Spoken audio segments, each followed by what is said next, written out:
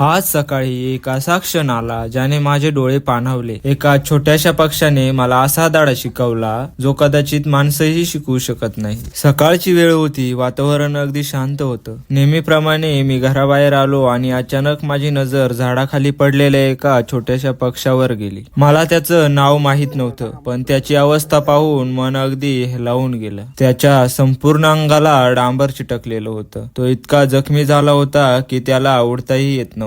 मी जसा त्याच्या जवळ जायचो तसा तसा तो घाबरून थोडा थोडा दूर जायचा. कदाचित त्याला वाटलं असेल माणूस म्हणजे धोका. घरातून त्याच्यासाठी थोडे तांदूळ आणि पाणी घेऊन आलो. हळूहळू अगदी शांतपणे त्याच्या जवळ बसलो आणि मग जे घडलं ते मी आयुष्यात कधीच विसरणार नाही. तो छोटासा पक्षी माझ्याकडे पाहत राहिला, जणू त्याच्या डोळ्यात हजारो शब्द होते. तो वारंवार आकाशाकडे पाहत होता आणि पुन्हा माझ्याकडे, जणू तो मला काहीतरी सांगण्याचा प्रयत्न करत होता.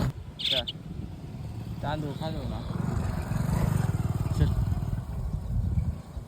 चल चल पटकन चल चल ना.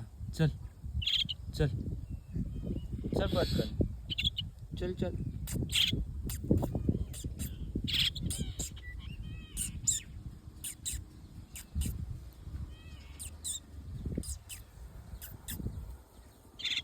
चल ना. चल चल चल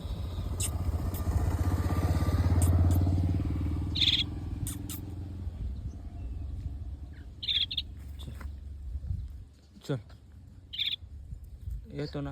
हां चल. हां असा इकडे.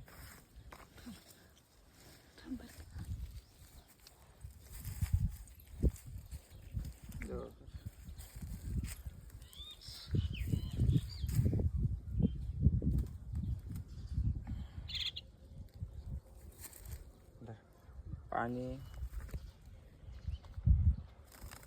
अरे पडलं पडलं. धर पाणी पे. पाणी पे. पाणी नको. पाणी मग काय.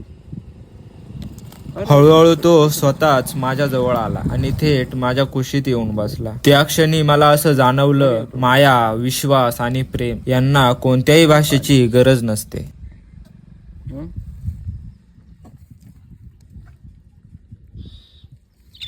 घरी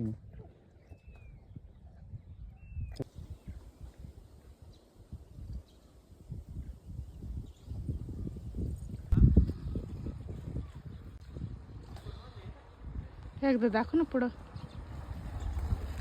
तसं नाही, सोडून हातात पकडून. त्याला टेबल उभं राहते. आहे का काही ते कोण आहे का माहिती, चिव चिव चिव करते.